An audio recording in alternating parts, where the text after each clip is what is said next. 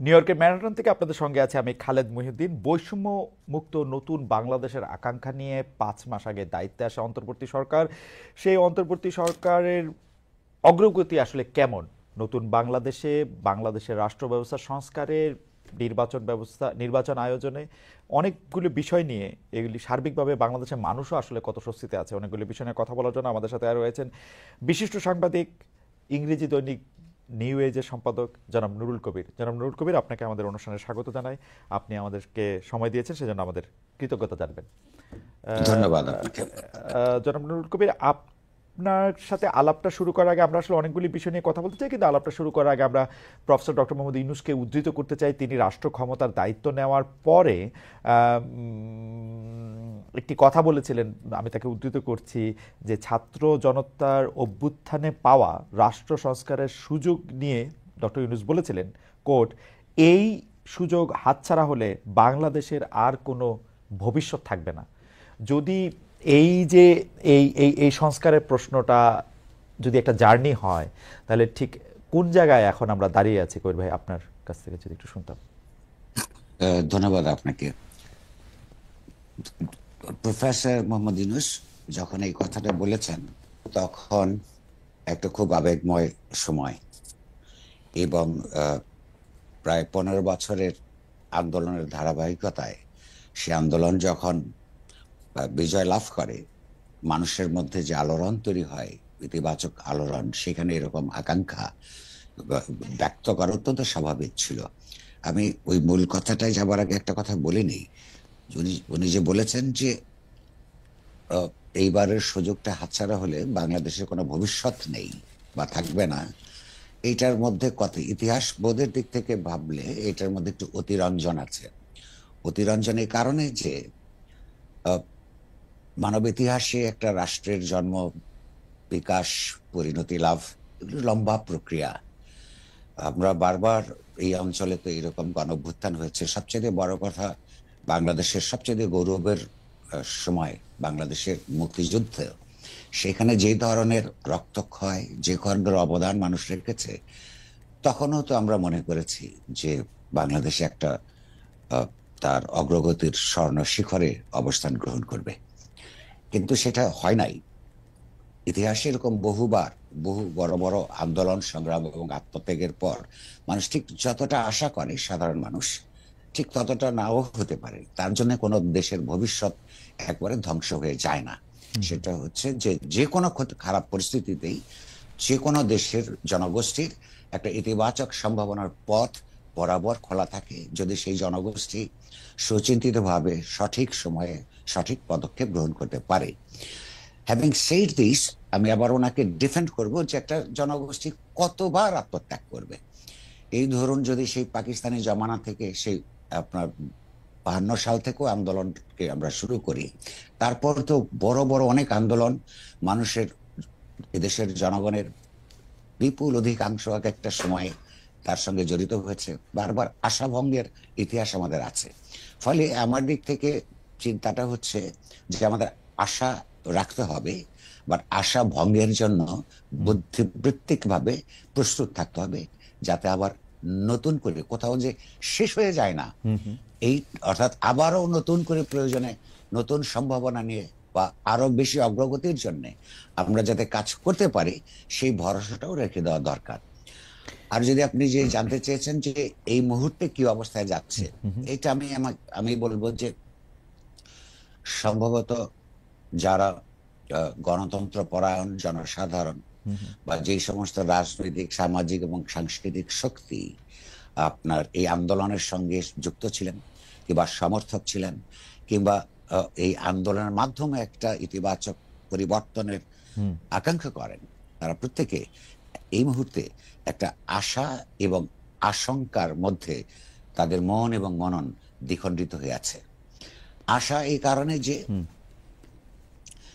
যে যে স্যাক্রিফাইসটা মানুষ করেছে, বিশেষত তরুণ তরুণীরা, এবং এর মধ্যে যে একেবারেই রাজনৈতিকভাবে নিষ্পাপ বলবো, যে শিশু বৃদ্ধ পর্যন্ত আত্মাহুতি দিতে হয়েছে, তার মধ্যে একটা আশা জাগানি প্রণোদনা তো থাকতেই পারে, আমাদেরও আছে। আশঙ্কা এই কারণে যে আপনি লক্ষ্য করুন যে যেসব শেষ পর্যন্ত তো রাজনৈতিক শক্তিগুলি একটা দেশের ভবিষ্যৎকে নির্ধারণ করতে প্রধান ভূমিকা রাখে। তো রাজনৈতিক শক্তিগুলো যারা আহ, গত 20-22 বছরে সমাজের মধ্যে যে সমস্ত সংস্কারের আকাঙ্ক্ষা উঠে এসেছে এবং বিভিন্ন দফা, কারোর 31 দফা, কারোর 27 দফা, কারোর নানান ধরনের দফা আমরা প্রণীত হতে দেখেছি। এই দফাগুলি কিন্তু প্রণীত হয়েছে গণতান্ত্রিক সংস্কারের যে জন আকাঙ্ক্ষা তারই চাপের মধ্যে।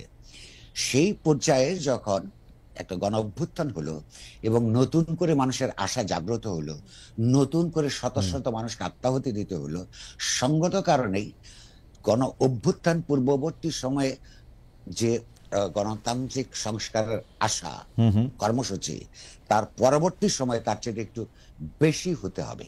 ওকে, যদি অর্থাৎ 31 দফা, 27 দফা, 10 দফা প্লাস কিছু একটা হতে হবে। কারণ হচ্ছে তা নাহলে এই যে মধ্যের সময়টাতে মানুষের যে আত্মত্যাগ, তার মধ্য দিয়ে জাগ্রত নতুন আশা, তার মধ্যে সমতা ভিত্তিক সমাজ এবং রাষ্ট্র প্রতিষ্ঠার দাবি, এবং ওই আন্দোলন যে ব্যানারের অধীনে হয়েছে সেটার নামই ছিল বৈষম্য বিরোধী আন্দোলন।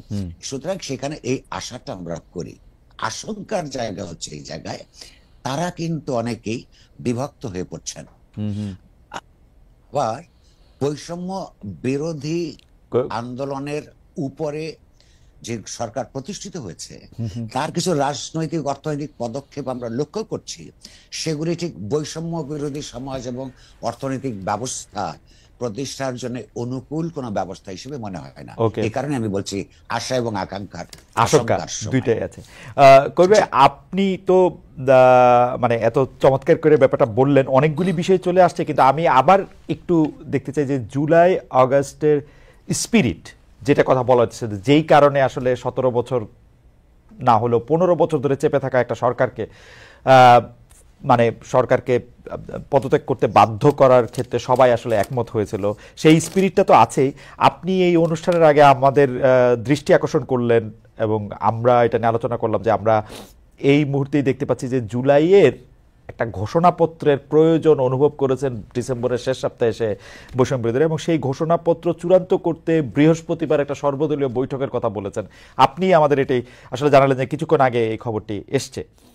এটা নিয়ে আপনি আসলে কি মনে করেন? এই যে জুলাই আন্দোলন, জুলাই ঘোষণাপত্র, এই 31 তারিখে দেওয়া হবে, সরকারকে দিতে হবে 9 তারিখের মধ্যে দিতে হবে, 10 তারিখের মধ্যে দিতে হবে, এখন আবার কবে দেওয়া হবে সেটা নিয়ে আলোচনা।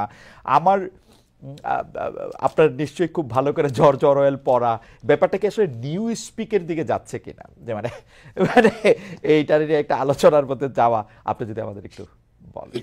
দেখুন, সর্বশেষ যে জুলাই অগাস্টের আন্দোলন, আমি আগেই বলেছি একটা বিরাট আন্দোলনের দীর্ঘব্যাপী সময়ব্যাপী আন্দোলনের ধারাবাহিকতায় এটা আপনার সফল হয়েছে, এবং সেই সাফল্যের পেছনে এই যে তরুণরা যারা ছিল, তরুণ ছাত্ররা, বিশেষত ওই বৈষম্য বিরোধী আন্দোলনের যারা নেতা ছিলেন, তাদের একটা বিশেষ বৈশিষ্ট্য ছিল যে তারা অনেক সাহসী সিদ্ধান্ত নিতে পেরেছিলেন, বুক পেতে দিতে পেরেছিলেন, এবং তাদের উপর মানুষের আস্থা ছিল। এর আগে কিন্তু এই গত 15 বছরে কম মানুষ হত্যাকাণ্ডের শিকার হয়নি, নিপীড়নের শিকার হয়নি, এবারও হয়েছে, কিন্তু অন্যরা আমরা লক্ষ্য করেছি যে একটা বিপর্যয়ের একটা পর্যায়ে কিংবা নিপীড়নের একটা পর্যায়ে আন্দোলন প্রত্যাহার করেছেন কিংবা আন্দোলন থেকে পেছনে গেছেন। কিন্তু এই ছাত্রদের আহ্বানে মানুষেরও একটা আস্থা তৈরি হচ্ছিল। এটা যেমন সত্যই কারণে তারা সাফল্য অর্জন করতে পেরেছেন, সাফল্যের কারণে এই আন্দোলনের বিজয়ের মধ্যে এবং বিজয় পরবর্তী সরকার গঠনে তাদের একটা প্রাধান্য চলে আসে। এটা খুব ন্যায্য। কিন্তু আপনি যখন প্রায়োগিক রাজনীতির হিসাব করবেন, তখন যে যখন অধ্যাপক ইউনূস কিংবা ধরুন এই সরকার অন্যান্য নেতারা বলেন যে ছাত্ররা, এই ছাত্ররা কারা? এই ছাত্ররা বলতে কিন্তু বৈষম্য বিরোধী ছাত্র আন্দোলন কোনো সংগঠিত শক্তি ছিল না, তারা ছিলেন আন্দোলনের সঙ্গে জড়িত চিন্তাশীল তরুণরা, ইন্ডিভিজুয়াল ছিলেন, তখন তারা কোনো সংগঠিত শক্তি ছিলেন না। ফলে প্রধান শত্রু এই সমস্ত রাজনৈতিক দলগুলি যারা শেখ হাসিনার স্বৈরতান্ত্রিক সরকারের বিরুদ্ধে লড়াই করেছেন, তাদের কিন্তু কামিয়াব হয়ে যাবার পরে তারা কিন্তু আপন আপন রাজনীতি, পুরনো আপন আপন ভাবাদর্শ এবং তাদের ছাত্র সংগঠনগুলো সেই রাজনীতিতে নিজেদেরকে নিয়োজিত করেছে, এবং এটা খুব অস্বাভাবিক না। তাদের উচিত হলো এই স্পিরিটটাকে, যেখানে শুধু একটা স্বৈরতান্ত্রিক সরকারের বদলে আর একটা অগণতান্ত্রিক সরকার প্রতিষ্ঠিত করা, এই রাষ্ট্র এবং রাজনৈতিক আইনগত কাঠামোর মধ্যে লক্ষ্য নয়। সমাজের সমতা নিশ্চিত করা, আইনগুলির গণতন্ত্রায়ন, রাষ্ট্রের গণতন্ত্রায়ন, এগুলো যদি তারা যুক্ত না করে সেটা দুর্ভাগ্যজনক। কিন্তু বাস্তবে আমরা দেখছি তাদের অনেকেই দ্রুততর সময়ের মধ্যে একটা নির্বাচনের মাধ্যমে ক্ষমতায় যেতে চান। রাজনৈতিক দল ক্ষমতায় যেতে চাইবে, আপনার সেটা স্বাভাবিক, কারণ রাজনৈতিক দল তো কোনো শুধুমাত্র স্বেচ্ছাসেবী প্রতিষ্ঠান নয়, ক্ষমতার সঙ্গে আন্দোলনের সঙ্গে সম্পর্ক ওতপ্রোতভাবে জড়িত। কিন্তু ইতিহাস তাদের সামনে, এই যে রক্তাক্ত ইতিহাস তৈরি হলো, তাদের সামনে যে দায় সৃষ্টি করেছে, এই দায় মেটানোর কাজটা তারা কদ্দূর এগিয়ে নিতে চান, কিংবা সমাজ তাদেরকে কদ্দূর বাধ্য করতে পারে, তার উপর নির্ভর করবে আপনার এই যে ভবিষ্যৎ ডিক্লারেশনের যেটা কথা বলছেন, এই ডিক্লারেশনটা কি আমি জানি না, অনুমান করি যে এখানে কতগুলি প্রতিশ্রুতির কথা থাকবে, যেগুলো এই ধরনের কাজ আমরা করব। তো এই বিভিন্ন, কিন্তু এখানে তো অনেক রাজনৈতিক দল, তাদের ভাবাদর্শগত অনৈক্য আছে প্রচুর। যেমন ধরুন, যারা ইসলামপন্থী রাজনীতি করেন তারাও এই আন্দোলনে অংশগ্রহণ করেছেন, এই সংলাপে তারাও আসবেন। তাই ইসলামপন্থীরা তারা লিখিতভাবে তারা এটা বিশ্বাস করেন এবং এটা সততার সঙ্গে স্বীকার করেন যে তারা রাষ্ট্র পরিচালনায় জনগণের সার্বভৌমত্ব মানেন না। এটা তো অগণতান্ত্রিক কথা। যারা আধুনিক গণতন্ত্রে বিশ্বাস করেন, যেটা মূলত ফরাসি বিপ্লব, মার্কিনের বিপ্লব ইত্যাদি ক্লাসিক্যাল গণতান্ত্রিক বিপ্লবের মধ্য দিয়ে বাংলাদেশ সহ নানান অঞ্চলে ছড়িয়ে পড়েছিল, তো তাদের প্রথম কথা হচ্ছে যে একটা রাষ্ট্র বা একটা সংগঠন গণতান্ত্রিক কিনা তার প্রধান হচ্ছে যে তারা ওই সংগঠন পরিচালনায়, রাষ্ট্র নিজেও একটা সংগঠন, জনগণের সার্বভৌমত্ব অর্থাৎ জনগণের ইচ্ছাই শেষ কথা এটা মানেন কিনা। তাহলে এইরকম বিপ্রতীপ ধর্মী নানান সংগঠনের সঙ্গে সংলাপ হবে, তারা কদ্দূর কি অ্যাগ্রি করবেন, কিংবা তারা এটাকে এগিয়ে নেবার ক্ষেত্রে নীতিগত কৌশল কি অবলম্বন করবেন, এটা আমরা এখনো জানি না। যদি ধরেন যে সবচেয়ে মিনিমাম যেগুলো অগ্রগতি, যেগুলো একমত হবে সেইভাবে, নাকি যারা মেজরিটিরা একরকম যেটা একমত হবে, এইসব নিয়ম কানুন প্রতিষ্ঠার উপর বা নীতিমালা নির্ধারণের উপর নির্ভর করবে যে এখানে কোনো ঐক্য হবে কিনা। ইতিমধ্যে শক্তির একটা প্রদর্শনীও আমরা লক্ষ্য করছি, কিন্তু ভবিষ্যতে হয়তো আরো বেশি থাকবে। যেমন ধরুন জাতীয়তাবাদী দল যখন, বা তার জাতীয়তাবাদী ছাত্র দল, কিংবা অপরাপর বামপন্থী ছাত্র সংগঠনগুলি, তারা এই ছাত্র বলতে যে শুধু বৈষম্য বিরোধী ছাত্র সংগঠনের নেতৃবৃন্দকে বোঝায় না, সেটা প্রমাণ করবার জন্য তারা শোডাউন করবে। অর্থাৎ ছাত্ররা মানে আমরাও এই আন্দোলনে অংশগ্রহণ করেছি এবং তাদেরও অনেকের জীবন গেছে, পঙ্গুত্ব বরণ করেছে, যেমন অন্যান্যরাও করেছেন। ফলে এইগুলিকে সমন্বয় সাধন করার মধ্য দিয়ে একটা ইতিবাচক দিকে এগিয়ে যেতে পারবেন কিনা, সেইটা এখন নির্ভর করছে অধ্যাপক ইউনূসের সরকারের আপনার কি উপর, তাদের সাফল্যের উপর। কবির ভাই, আমাদের হচ্ছে যে আপনি আসবেন বলে আমাদের কাছে অনেকগুলি প্রশ্ন আছে, আমরা একটু ছোট ছোট করে প্রশ্নগুলি করে আপনি যদি একটু ছোট করে বলেন, কারণ আপনার কথা শুনতে ইচ্ছা করে, কিন্তু আমাদের দর্শকরা বলছে যে অনেক ক্ষেত্রেই তারা আসলে একটু যদি ছোট ছোট করে আপনি বলতেন তাহলে তাদের জন্য একটু বুঝতে একটু সুবিধা হইতো। আচ্ছা, চেষ্টা করব।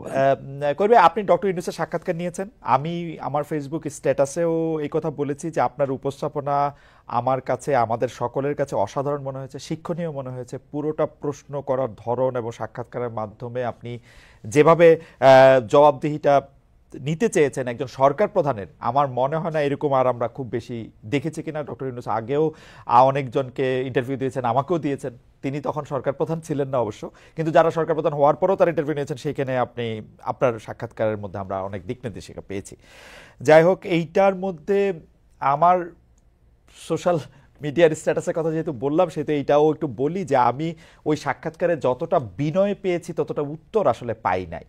যতটা আমার কাছে ভালো লাগছে একজন সরকার প্রধান একজন সাংবাদিককে, মানে যত বড় সাংবাদিক আপনি হন, দিনের শেষে আপনি একজন সাংবাদিককে পাশাপাশি বসে এইভাবে উত্তর দিচ্ছেন, সেইটাও আমরা আসলে খুব বেশি দেখি নাই, অন্তত আমার মনে পড়ে না করি ভাই।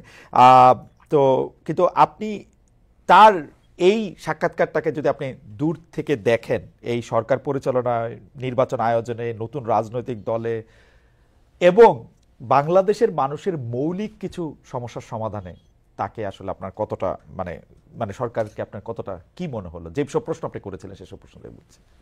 এটা দুটো পার্ট। প্রথমে ইন্টারভিউটা ভালো হয়েছে বলেছেন আপনার হলো দয়ালু এই মন্তব্যের জন্য ধন্যবাদ। আমি যেমন জাস্ট পেশাগত কাজ করেছি, কিন্তু আমি এখানে অধ্যাপক ইউনূস সাহেবকেও অনেক ধন্যবাদ দিব, কারণ তিনি তো এই জটিল এবং প্রশ্নগুলির উত্তর দিয়েছেন। আমরা এর আগে 15 বছর থেকে একজন প্রধানমন্ত্রীকে দেখেছি, ওনাকে তো কোনো কনফ্রন্টেশনাল প্রশ্ন করলে রেগে যেতেন। তো অধ্যাপক ইউনূস যে রেগে যাননি, ফলে এই ইন্টারভিউটা যদি আপনাদের পছন্দ হয়ে থাকে সেটার জন্য তারও কৃতিত্ব কম নয়। এখন হচ্ছে কন্টেন্টের প্রশ্ন নিয়ে যদি আমাকে বলতে বলেন, আমি তার সততাকে, সদুত্তরকে অবশ্যই সারা জীবন প্রশংসা করব। কিন্তু উনি একজন সরকার প্রধান হিসেবে যে একটা ক্রান্তিকালের সরকার, তার কাছে মানুষের যে প্রত্যাশা, সেই দিক থেকে যদি আমি বিবেচনা করি, তাহলে আমাকে কিছু আশঙ্কার কথা বলতেই হবে। কারণ সেখানে আমি নিজেও দু একবার ওনাকে বলবার চেষ্টা করেছি যে সরকারকে, যেমন ধরুন আমরা কিছু কিছু অন্যায়কারীকে যারা মানুষ দেখছে তাদেরকে গ্রেফতার হতে দেখছি না। রাষ্ট্রের সরকারের ওই চোখ নাই নাকি, যে দেখার ক্ষমতা নাই। আচ্ছা, হ্যাঁ, আচ্ছা, এখন যেই সরকারের চোখ অস্বচ্ছ, সেই অস্বচ্ছ চোখ দিয়ে তো আপনার এই সরকার যেই ভূমিকার জন্য মনোনীত হয়েছেন, সেই সরকারের স্বচ্ছতা অপরাপর যে কোনো সরকারের চাইতে বেশি থাকতে হবে। কারণ হচ্ছে উনি খালি রুটিন কাজ হিসেবে প্রতিদিনের যে দায়িত্ব সেটাই পালন করবেন না, ইতিহাসের একটা ক্রান্তি লগ্নে যেহেতু ইতিহাসকে একটা মৌলিক পরিবর্তনের দিকে এগিয়ে নিয়ে যাবার দায়িত্বে নিয়োজিত, তাকে অন্যদের চাইতে 10 গজ 40 গজ দূরে ইতিহাসটাও দেখতে হবে। কি পদক্ষেপ এখন গ্রহণ করলে, এই সরকার গ্রহণ করলে আগামী 5 বছর 10 বছরের মধ্যে একটা স্বৈরতান্ত্রিক ব্যবস্থা ফিরে আসতে পারবে না, সেটাও কিন্তু তার কল্পনার মধ্যে, তার চিন্তার মধ্যে, মননের মধ্যে দেখতে হবে। সে যদি দেখতে না পান, তাহলে কিন্তু তার কাছে যে আকাঙ্ক্ষা, এমনকি তিনি নিজে যেটা বিশ্বাস করেন বাংলাদেশটা যেমন হওয়া দরকার, সেইটাও কিন্তু বাস্তবায়ন হবে না। সেইটা একটা দুঃখের ব্যাপার হবে। ওই তখনও আমি যেটা বলেছি, প্রকাশ্যে এখনো বলছি, এই সরকারের মধ্যে সুশীলতার সমস্যা আছে। কখনো কখনো রাষ্ট্র চালাতে গেলে অন্যায়কারীদের বিরুদ্ধে কঠোর হতে হয়। সেই কঠোরতার আপনার একটা দিকে তাদের কোনো পদক্ষেপ দেখছি না, তাতে কিন্তু মানুষের ক্ষতি হচ্ছে, অধিকাংশ মানুষের ক্ষতি হচ্ছে। এইটা যদি তারা উপলব্ধি করেন এবং স্বচ্ছতা আনার জন্য নিজেরা চিন্তাশীল হন, দৃষ্টির, রাজনৈতিক দৃষ্টির, অর্থনৈতিক দৃষ্টির, সবচেয়ে বড় কথা বাংলাদেশের অতীত ইতিহাসের দিকে তাকিয়ে বাংলাদেশের স্বাধীনতা যুদ্ধের যে মৌল চেতনা, একটা সমতা ভিত্তিক সমাজ, অর্থনীতি, সমাজে ন্যায় প্রতিষ্ঠা, মানুষের নাগরিক মর্যাদা প্রতিষ্ঠা, এগুলোর কথা মনে রেখে সেই স্বাধীনতা সংগ্রামের ধারাবাহিকতায় সেইগুলো প্রস্তাব বাস্তবায়নের জন্যই এই দেশে বারবার সংগ্রাম হচ্ছে। তার মধ্যে সর্বশেষ সংগ্রাম কিন্তু তারই অংশ। ফলে অতীত এবং ভবিষ্যৎ দুইটা কল্পনা করে তাদের কাজ করতে হবে। তা না হলে অনেকের আশঙ্কা যে এবারও তেমন কোনো উন্নততর ব্যবস্থায় আমরা যেতে পারছি না, সেটা প্রমাণিত হবে। সেটা তাদের জন্য ভালো নয়, দেশের জন্য তো নয়। কবির ভাই, আমি অর্থনীতিতে যেতে হবে খুব দ্রুত, তারপরও আমি একটু পলিটিক্স নিয়ে একটু আপনার কাছ থেকে একটু জানতে চাইবো যে অনেকেই বলতেছেন যে, যেমন আপনিও বললেন যে আসলে তো জুলাই আগস্টে তো একটা স্বৈরতান্ত্রিক ব্যবস্থা থেকে বা আরেকটা স্বৈরতান্ত্রিক ব্যবস্থার কাছে ক্ষমতা হস্তান্তর হয়ে যাবে, এইটা আসলে আমাদের এরকম চিন্তা জুলাই আগস্টে আমাদের ছিল না। আমাদের চিন্তার মধ্যে যে এটা ছিল না, কিন্তু আমাদের কি এই পরীক্ষাটা নেওয়া উচিত যে আসলে আমাদের বেশিরভাগ জনগণ কি চায়, কেমন গণতন্ত্র চায়? এখন এখন ঘটনা হইতেছে, আমাদের বেশিরভাগ জনগণ যদি একটা ভালো ভোটের মাধ্যমে এ, সেটা যেরকম সরকারই হোক, ইসলামিক সরকার হোক, বিএনপি সরকার হোক, আওয়ামী লীগ সরকারকে আমি আর সিনে দেখি না, তারা তো আসুক, তাহলে সেইটার ক্ষেত্রে তাকে ফেসিলিটেট করাই এই সরকারের কি উদ্দেশ্য হওয়া উচিত, নাকি সরকার মানে এটা কি মনে হয়, মানে এটা একটা জনপ্রিয় একটা তর্কে পরিণত হয়েছে যে আগে নির্বাচন, আগে সংস্কার, এরা এসে কিছু করে যাবে কিনা? আপনার টেকটা কি কর ভাই এটা নিয়ে? আমার মনে হয় দুইটা একটা সমান্তরাল ভাবেই চলতে পারে। আর তার আগের প্রশ্নটা যদি আমি একটু অ্যাড্রেস করতে চাই খুব অল্প সময়ে, জনগণ কিন্তু কি চায় সেটা হয়তো রেফারেন্ডাম হয় না আপনি বলতে পারেন, কিন্তু জনগণের যে ভাষা আর যারা এই যে তাত্ত্বিক ভাবে কথা বলেন বা এমনকি আপনি আমিও যে ভাষায় কথা বলি, তাদের আকাঙ্ক্ষা কিন্তু একই ভাষায় অভিব্যক্ত হবে না। কিন্তু আমাদের কিছু অনুমান, ইতিহাসের অভিজ্ঞতায় আমরা কিন্তু অনুমানের ভিত্তিতেই কতগুলি আপনার অভিজ্ঞতা এবং অনুমানের ভিত্তিতে কতগুলো কনক্লুশনে যেতে পারি। ধরুন, যখন একটা মোটামুটি ভাবে নির্বাচন হতো, তখন আমরা দেখতাম যে 5 বছর পরে আরেকটা সরকার পতন হয়ে যায় নির্বাচনের মাধ্যমে। দেখেছি, আমরা এই দেশেই দেখেছি। আচ্ছা, এটা কেন হয়? তার মানে হয় যে সরকারের কাজে মানুষ সন্তুষ্ট থাকে না। তো সরকার কি ধরনের কাজে সন্তুষ্ট থাকে না, সরকারগুলো কি ধরনের কাজ করে? প্রথম কথা হলো, জনগণকে সরকার পাত্তা দেয় না, এখানে জবাবদিহিতার ব্যবস্থা নাই। অর্থাৎ একটা দেশে গণতন্ত্র আছে কিনা একটা পুরনো কথা যদিও, কিন্তু অনেক পুরনো কথাই নতুন ভাবে আসে এবং নিরন্তর বলে যেতে হবে। সেটা হচ্ছে যে গণতন্ত্রের সরকার কিনা, গণতান্ত্রিক সরকার কিনা, তার দেখার অনেক মানদণ্ডের মধ্যে একটা হচ্ছে সেই সরকারটি জনগণকে ভয় পায় কিনা। জনগণকে যদি সরকার ভয় না পায়, বুঝতে হবে সেখানে গণতন্ত্র অনুপস্থিত। আর জনগণ যদি সরকারকে ভয় পায়, তাহলে বুঝতে হবে যে ব্যবস্থা অলরেডি স্বৈরতান্ত্রিক, এখানে কোনো গণতান্ত্রিক ব্যবস্থা নাই। তো মানুষ এমন সরকার চায় না বলেই যাকে ভয় পেতে হবে, এ কারণেই সুযোগ পেলে বদলে দেয়। এখান থেকে আমরা ধরতে পারি যে এই দেশের মানুষ বারবার আন্দোলন করেছে এমন ধরনের একটা সরকারের জন্য, যেখানে জনগণের কাছে তার একটা রাজনৈতিক, অর্থনৈতিক, সাংস্কৃতিক জবাবদিহিতা থাকবে। অর্থাৎ না থাকলে তার আবার পরের বছর ক্ষমতায় না আসবার ভয়টা সরকারকে থাকতে হবে। তার জন্য তো নির্বাচন ব্যবস্থা পরিবর্তন আনতে হবে। আর আপনি কি বিশ্বাস করেন? আমি করি না এমন কোন রাজনৈতিক দল যে নিজে গণতান্ত্রিক নয়, যার নিজেদের নেতৃত্ব গণতান্ত্রিক নির্বাচনের মধ্য দিয়ে আপনার বিকশিত হয় না বা প্রতিষ্ঠিত হয় না, সেই দল কিংবা একটা পরিবারের মধ্যে যে একজন যদি নেতা থাকেন, নারী হোক পুরুষ হন, তিনি যদি পরিবারের সদস্যদের সঙ্গে মৌলিক সিদ্ধান্তগুলি আলাপ আলোচনা করে না নেন, তার মতো লোক দিয়ে একটা গণতান্ত্রিক ভাবে সংসার চালানো কিংবা একটা রাষ্ট্র চালানো মোটেও না স্যার, সম্ভব কিনা? মোটেও না। মোটেও না। তাহলে যেই সংস্কারের কথা আজকে উঠছে, গণতান্ত্রিক সংস্কার, তার মধ্যে ওই প্যাকেজের মধ্যে রাজনৈতিক দলগুলোকেও তার নেতৃত্ব নির্বাচনের ক্ষেত্রে, আপনার নির্বাচনের ক্ষেত্রে বাধ্যবাধকতা, আইনগত বাধ্যবাধকতা তৈরি হতে হবে। কিংবা এককেন্দ্রিক ক্ষমতা, যেমন ধরুন প্রধানমন্ত্রীর হাতে। কবির ভাই, আমি এই জায়গাটাই বুঝতে চাইতেছিলাম যে আমাদের জনগণ কি ওইটা চায়? আমাদের জনগণ যদি ওইটা চাইতো, তাহলে তো এই যে মোটামুটি ভালো নির্বাচনের কথা আপনি যেটা বলতেছেন, সেই ক্ষেত্রে এই মোটামুটি ভালো দল তো এখানে রয়েছে বাংলাদেশে, ওদেরকে তো আমাদের জনগণ ভোট দেয় নাই। ওদেরকে জনগণ ভোট দেয় নাই। আপনি পরিবার বলেন, অগণতান্ত্রিকভাবে নির্বাচিত মাধ্যমে যেই সব দলগুলি ছিল, ওদেরকেই ভোট দিছে। আমরা তো আমাদের এমপিদের কাছে ওয়েস্টমিনিস্টার আমরা বলি, কিন্তু আমাদের জনগণটা কি তাই চায়? আমরা তো একটা এমপি চাই, আমার মেয়েকে 10,000 টাকা দিবে বিয়ের সময়, আমার ছেলেকে 5,000 টাকা দিবে এটার সময়, গরু জব করে খাওয়াবে 150। তো আমার চাওয়াটা তো আপনি যদি এখন ঠিক করে দেন কবির ভাই, তাহলে তো আমি একটা আদর্শ হয়তো পাবো, কিন্তু এইটা কি আমাদের জনগণ চাইতেছে কিনা সেইটা আমার একটু বুঝতে। আমার মনে হয় চাইছে বলেই যখন পায় না, তখন সে তার নগদ সুবিধাটা দেখে। সে যখন জানে যে ভোটের আগে আমি প্রার্থীর কাছ থেকে যেটুকু পাওয়ার পাবো, এরপরে সে আমাকে পাত্তা দিবে না, তখনই সে পয়সাটা নিয়ে নেয়, ভোট প্রসেসটা করাপ্ট হয়ে যায়। কিংবা একটা তো কথা আপনাকে মানতে হবে, সারা দুনিয়ার জন্য সত্য, জনগণ হিসেবে, সাধারণ জনগণ বলতে আমরা যা বুঝি, রাজনৈতিক দলগুলি তুলনামূলকভাবে সচেতন হবার কথা, সংঘবদ্ধতার কারণেও এবং তার চৈতন্যের বিকাশের কারণেও। নেতৃত্ব যদি গণতান্ত্রিক নেতৃত্ব উপহার না দেয়, জনগণ একা একা ভাবে, বিচ্ছিন্ন ভাবে, সে তো তার কাছে আপনার জোর করে আদায় করতে পারে না। তাকে আবার সেই সংগ্রামের মধ্যে নামতে হয়। সেই সংগ্রামের জন্য আবার নেতৃত্ব লাগে। সেই নেতৃত্ব তো প্রতি বছর একটা করে আপনার গণভুত্থান হবে না, তখন হয় না ইতিহাসের মধ্যে। তো এখন প্রশ্ন হচ্ছে যে নেতৃত্বকে তো নিজের সচেতনতা বোধ, দেশপ্রেম ইত্যাদি থেকে কিছু সিদ্ধান্ত নিতে হবে যেটা জনগণ মুগ্ধ হবে।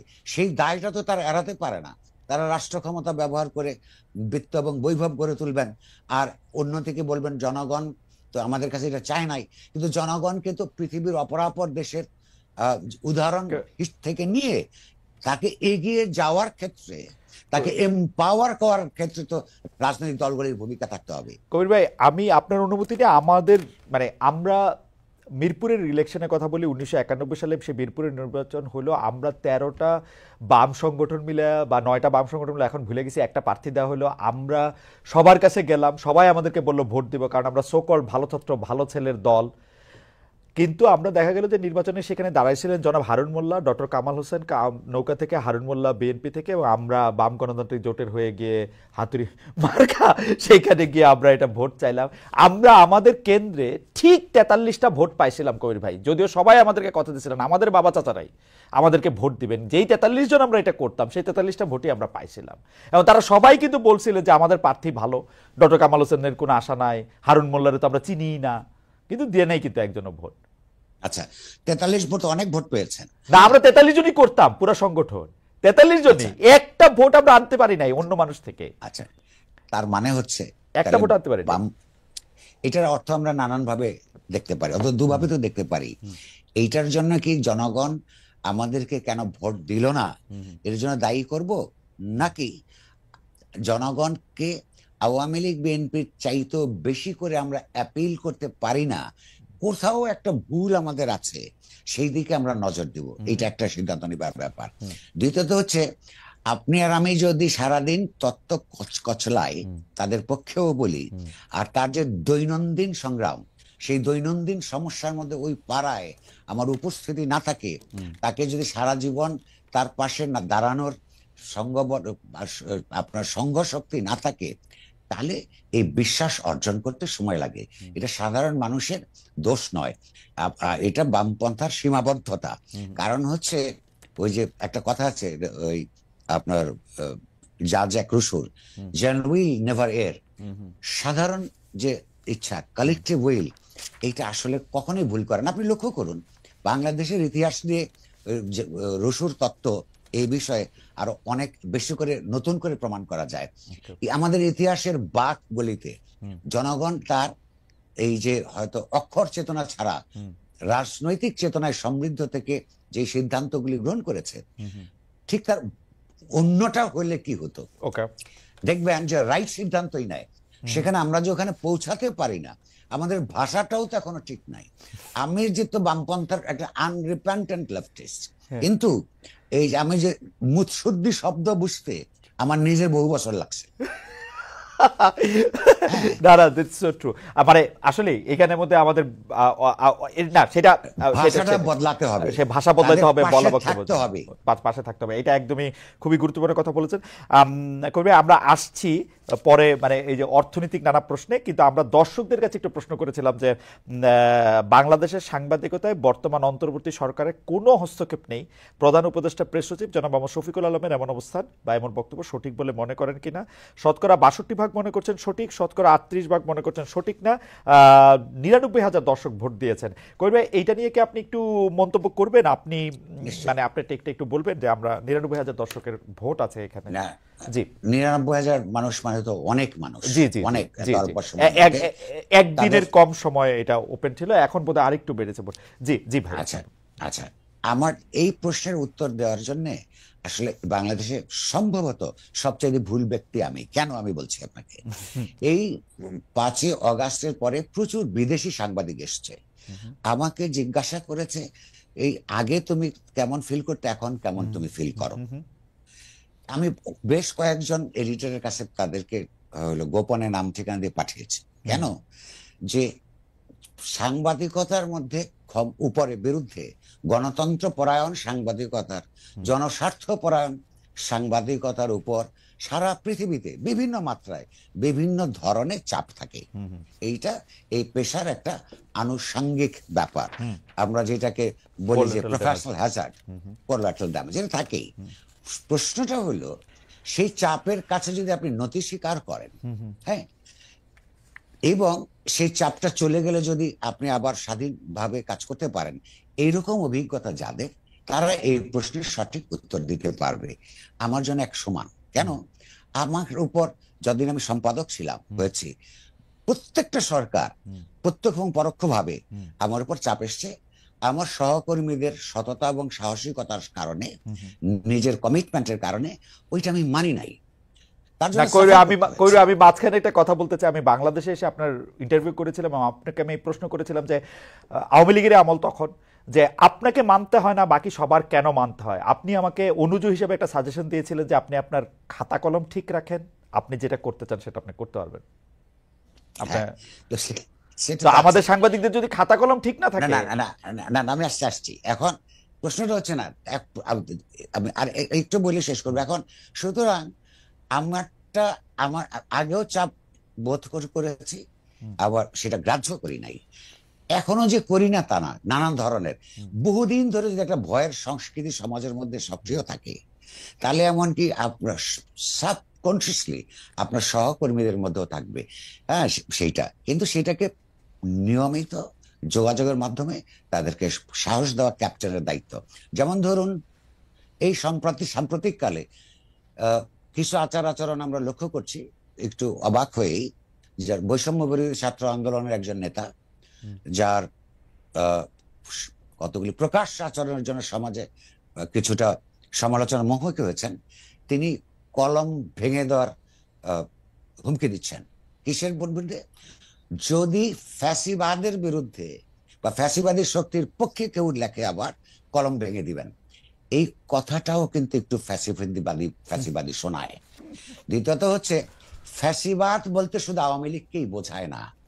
ফ্যাসিবাদ একটা রাজনৈতিক ভাবাদর্শ। বাংলাদেশের বহু সংগঠনের মধ্যে, বহু প্রতিষ্ঠানের মধ্যে, বহু রাজনৈতিক সংগঠনের দলের মধ্যেও ফ্যাসিবাদী প্রবণতা আছে। অনেকগুলি জিনিস মিলালে ফ্যাসিবাদী একটা তত্ত্ব গড়ে ওঠে, ফ্রেমওয়ার্ক গড়ে ওঠে। সেই ফ্রেমওয়ার্কের মধ্যেই আমরা বসবাস করছি। তো এরকম মধ্যে কোনটার বিরুদ্ধে বললে বা কোনটার পক্ষে বললে কার কলম ভেঙে দিবেন, এইরকম উক্তির মধ্যে তো সত্যি কেউ যদি অভিযোগ করেন যে আমরা আবারও একটা ভয়ের সংস্কৃতির মধ্যে পড়ছি, সেটা যেমন বলা যাবে না, অসত্য বলা যাবে না। শুধু আমরা বলতে পারবো যে এই তরুণদের প্রতি মানুষের, গণতন্ত্রপরায়ণ মানুষের এক ধরনের মমত্ব আছে, তারা মমত্বটা যাতে নষ্ট না করেন। রাইট রাইট আসলে আমাদের সবারই মমত্ব আছে। তারা আমাদের মানে বেশিরভাগই, মানে এটা বলতে এখন জানি কেমন লাগে, তারপরেও বলি যে তারা আমাদের সন্তানদের বয়সী।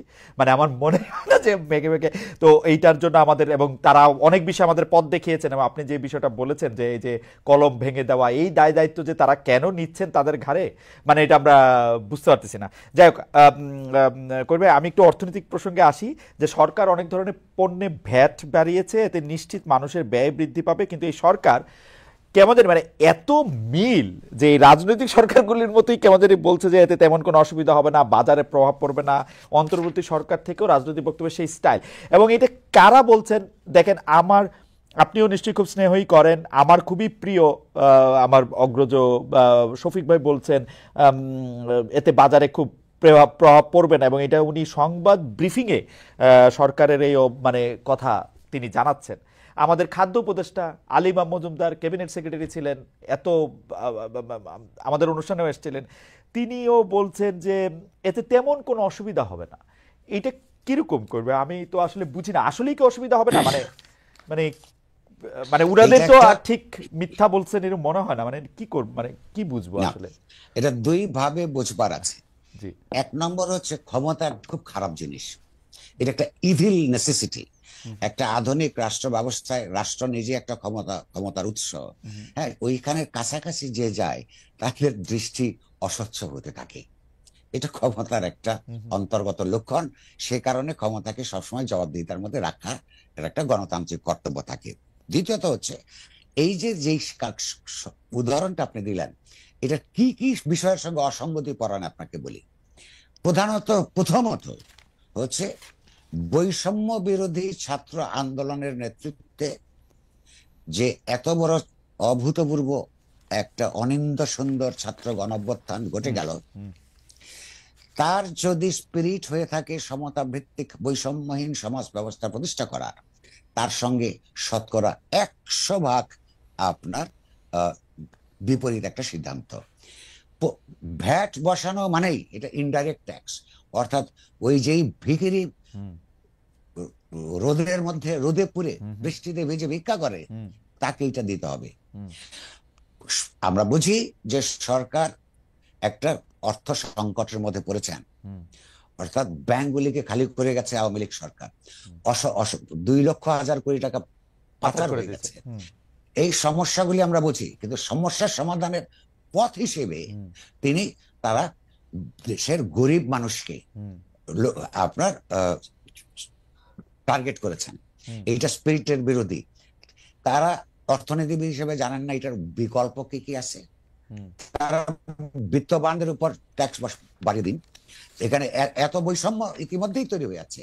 তারা ট্যাক্স নেট বাড়ান, কিন্তু সেইটা না করে সোজা পথে একটা আন্দোলন স্পিরিটের সঙ্গে বিশ্বাসঘাতকতা করে এই মুদ্রাস্ফীতির আমলে যেখানে মানুষের আয় বাড়ে না অথচ দ্রব্যমূল্য বৃদ্ধি পায়, সেখানে নতুন করের বোঝা দিয়ে দেওয়ার অর্থ হচ্ছে এটা একটা গণবিরোধী, জনস্বার্থ বিরোধী একটা পদক্ষেপ। দ্বিতীয়ত সঙ্গে একটা কথা যুক্ত করতে চাই, আপনি লক্ষ্য করুন এই ক্যাবিনেটে যারা যারা আছেন কয়েকজন ছাড়া এই আন্দোলন সংগ্রাম গণহত্যা চলার সময় এর কাছাকাছি দিয়েও ছিলেন না, দূরবর্তী ছিলেন।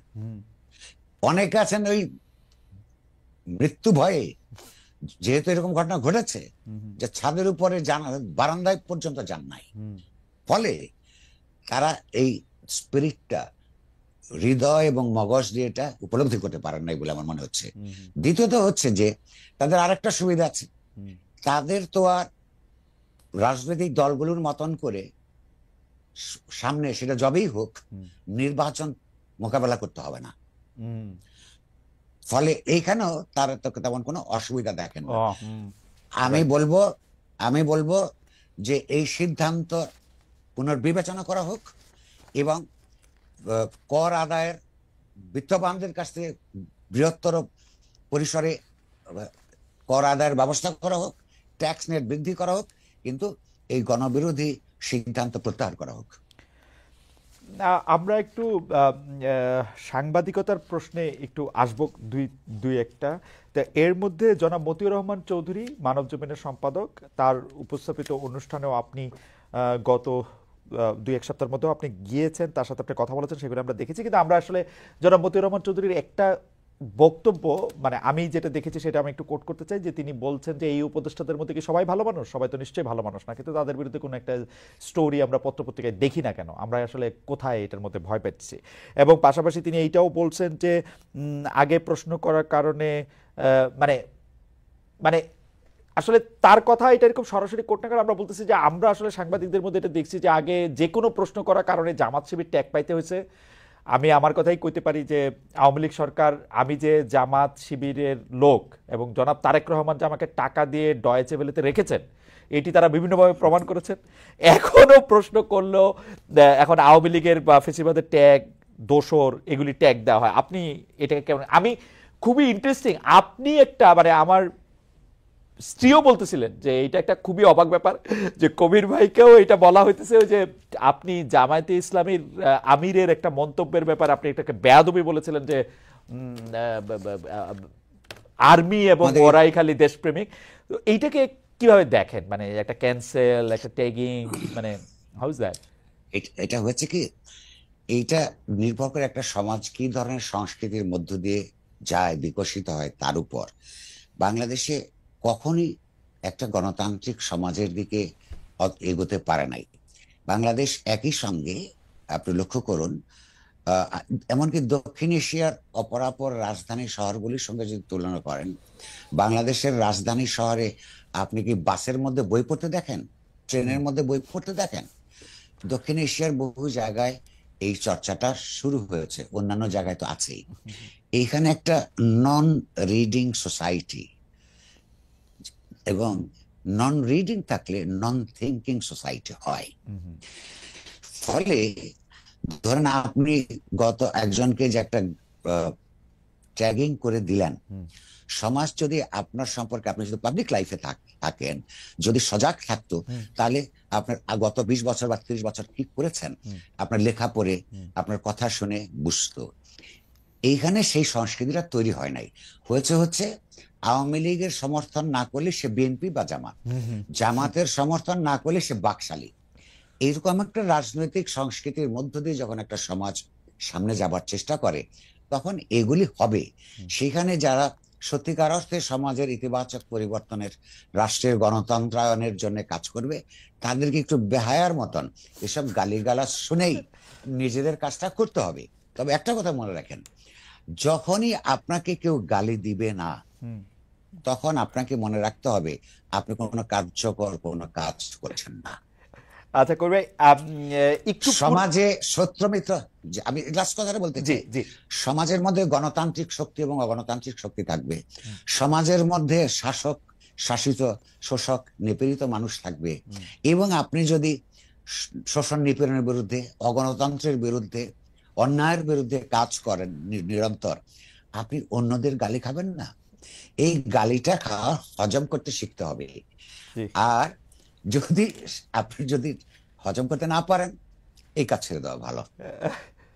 জি জি করবে, এই কাজ ছেড়ে দেওয়া মানে ভালো। আর কত হজম, মানে পাকস্থলীটা তো একটা না করবে। আমি একটু 111-এর সময় আসি, যে 111-এ কিন্তু আমরা দেখেছি যে, মানে আমিও বিডি নিউজে ছিলাম সে সময়, আমাদের কাছেও সিটি এসেছে, কিন্তু আমাদের বিডি নিউজ তখন এত প্রভাবশালী বা এত বড় ছিল না যে এটার সামনে এটা দেখা যাবে। কিন্তু নিউ এজের এই অবস্থানের কথা পরে অনেকেই বলেছে যে আমরা আমরা আমরা আমরা বিডি নিউজ ছাপি নাই, অত সিগনিফিকেন্ট ছিল না, কিন্তু নিউ এজের না ছাপাটা, দ্যাট ওয়াজ এন স্টেটমেন্ট সেই সময়, যে আপনি এগুলি এই সময় শেষগুলি ছাপেন নাই। এবং যারা এগুলি নিয়ে গেছে তারা যে মারধর খায় নাই, তারাও সেটাকে নিজের কপাল সৌভাগ্য তারা ভাবছে পরে, কারণ আপনি প্রত্যাখ্যানটাও সশব্দই ছিল। তো এইবার এই সরকার পরিবর্তনের পর, মানে আমি কিন্তু বিশ্বাস করি যে প্রপাগান্ডা নিজের পক্ষে আসলেও এটা খারাপ। আপনি এগুলি আবার দেখতেছেন কিনা, যে ঠিক একটা প্রেসক্রিপশন সাংবাদিকতা, যে এটা এটা এটা করা। এবং আমি খুব আশ্চর্য হয়ে খেয়াল করলাম যে আমাদের প্রেস সচিব বলতেছেন যে এখন সংবাদ মাধ্যম স্বাধীন হয়েছে, আওয়ামী লীগের সময়কার সব দুর্নীতিগুলি এখন সামনে তুলে ধরবে। এইটা বললে এখন আবার আমার স্যার আলী রিয়াজ বলবে আপনি তো ফেসিজমের পক্ষে দাঁড়া যাচ্ছেন। না, আমি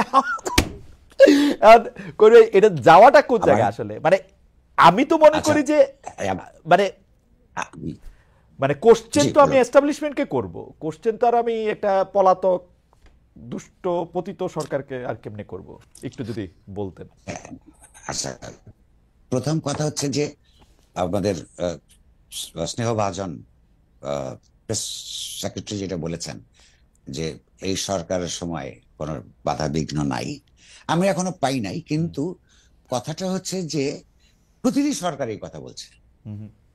শেখ হাসিনা নিজে অসংখ্যবার প্রধানমন্ত্রী হিসেবে বলেছেন যে আমাদের সময়। আচ্ছা, এটা তো সব সরকারই বলে এটা। আচ্ছা, সঙ্গে স্টোনের একটা বইয়ের শিরোনামের কথা আপনাকে মনে করে দিই। একজন মার্কিন সাংবাদিক, 1930-এর দশকের খুব বিখ্যাত সাংবাদিক, তিনি একটা বই লিখেছেন। উনি নিজে কমিউনিস্ট ছিলেন 30-এর দশকে, 40-এর দশকে পর্যন্ত, যে অল গভর্নমেন্টস লাই। সেটা যে কোনো ভাবাদর্শের সরকারই হোক না কেন, সরকারগুলি কিছু অসত্য কথা বলে। ফলে এইটা ধরে নিয়েই আমরা সবার বক্তব্য দেখব। আর আপনার কথা একদম পরিষ্কার, আমি আপনার সঙ্গে একমত। প্রধানত আপনার এস্টাবলিশমেন্টকে প্রশ্ন করতে হবে, এটাই কাজ। তবে হ্যাঁ, আপনার ইতিমধ্যে পতিত সরকারের সময় যে সমস্ত তথ্য পাওয়া যায়নি, তথ্য পাওয়াও কিন্তু দুষ্কর ছিল। অনেকগুলি আইন করেছিল, কতগুলি আইন বিকৃত করেছিল। হ্যাঁ, ধরেন যে যারা তথ্যের তো কতগুলি সূত্র থাকে এবং কনফ্লিক্টিং ইন্টারেস্ট থেকে আসলে তথ্যের যোগান হয়, এটা আপনি নিজেই জানেন। তারা সেই তথ্য সরবরাহ করতে ভয় পেত, আর সব তারপরে প্রকাশ করলে তো ঝামেলা ছিলই। সেগুলোর যেটা দলিল, যেমন আমাদের দেশের কি কি হয়েছিল এটা জানার জন্য সেগুলো অবশ্যই লিখতে হবে। এর অর্থ এই না যেমন যে এই সরকারকে এখন আর প্রশ্ন করার দরকার নাই। আমি একটা ছোট্ট উদাহরণ দেই, এই সরকারকে একটা জিনিস প্রশ্ন করি আমি আপনাকে, আপনার মাধ্যমেই। আওয়ামী লীগ সরকারের বিরুদ্ধে মানবাধিকার লঙ্ঘনের মেলা অভিযোগ ছিল। এই অভিযোগের 99% সত্য। বিরোধী দলের লোকদেরকে জেলে পুরে অনেককে আপনার প্রয়োজনীয় চিকিৎসা দেওয়ার ব্যবস্থা ছিল না। আচ্ছা, অন্যায়ভাবে অনেককে ঘটনা ঘটে নাই তার বিরুদ্ধে মামলা করেছে এবং তার জন্য ভুগতে হয়েছে, এটা সত্য। এগুলির বিরুদ্ধে সংগ্রাম করেই তো আজকের সরকার ছাত্রদের মাধ্যমে প্রতিষ্ঠিত হয়েছে। এই সরকার যদি একই কাজ করে, বাংলাদেশে বহু মানুষের সামনে ওই সরকারের সঙ্গে, পতিত আওয়ামী লীগ সরকারের সঙ্গে তারা যুক্ত ছিল, কিন্তু তাদের অনেকের বিরুদ্ধে অন্য কোন নির্দিষ্ট অভিযোগ উত্থাপন না করে, কিংবা সেগুলো আপনার সেগুলো ইনভেস্টিগেশনের ভিত্তিতে কোনো মামলা দায়ের না করে আপনার গড় পর্দা অসংখ্য আপনার হত্যা মামলা দেওয়া হলো। নাও যাদের বিরুদ্ধে হত্যা মামলা আছে, এমনকি এমন ঘটনা আছে যাদের বিরুদ্ধে মামলা নাই, তাদের চিকিৎসার জন্য, উন্নততর চিকিৎসার জন্য দেশের বাইরে যেতে দেওয়া হচ্ছে না। আবার যে জেলখানায় আছে, হ্যাঁ, তার চিকিৎসাও ঠিক মতো করা হচ্ছে না। এই অভিযোগ আছে। আমরা এখন সাধারণভাবে বলছি, কিছুদিন পর কাদের কারণে কারা ভুগছে এটা আমাদেরকে তো বলতে হবে, তাহলে এটা আমরা আমাদের সাংবাদিক চৈতন্যের প্রতি সৎ থাকবো কি করে? আমাদের দায়িত্ব তো পালন করতে হবে, রাইট? তাহলে আমরা তো একটা উন্নততর ব্যবস্থার জন্য সংগ্রাম করেছি, বা যারা করেছেন আমরা হয়তো একটা সহযোগী শক্তি হিসাবে ছিলাম, কিন্তু একই ঘটনা তো আমরা তাদের কাছ থেকে চাই না। যদিও অন্যদের কোন অন্য ধরনের অপরাধের বিচার এটা হতে পারে, কিন্তু আপনি বন্দী অবস্থায় চিকিৎসা দিবেন না, আর একজনকে কাউকে মামলা নাই, হ্যাঁ, কিন্তু এমপি ছিল এক সময়, সে কারণে আপনি দেশের এখনকার দেশের ডাক্তাররা বলছে যে এই চিকিৎসাটা এখানে নাই, বাইরে চিকিৎসা দেবেন না। তারা যদি মৃত্যুবরণ করে, এই দায়িত্ব কিন্তু এই সরকারের থাকবে।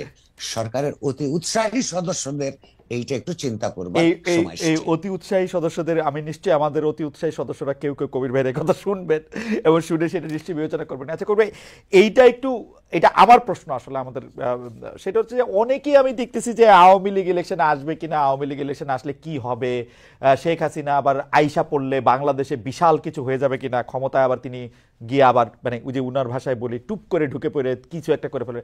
কিন্তু আমরা তো কইবে, আমি শুধু এই আলোচনাটার উপরে একটু কথা বলতে চাই। আমাদের একটা আড্ডাতেই উনি বলেছিলেন, শেখ হাসিনার যদি সাহস থাকে তিনি শুধু তার সরকার প্রধানের চেয়ার থেকে নেমে শেখ রেহানাকে প্রধান নির্বাচন কমিশনার করে ইলেকশন দিক, 5টার বেশি আসন পাবে না। সেই শেখ হাসিনার মানে এইরকমই একটা পতিত সরকার বা দল নিয়ে মানে ভাবনাটা কি একটু বেশি করতেছি আমরা, যে না এরা আইসা পড়বে, এটা করলে আপনার প্রশ্নের প্রতিক্রিয়া হচ্ছে আমার এই যে আলোচনাটা আমরা বছর 10 পরে করি।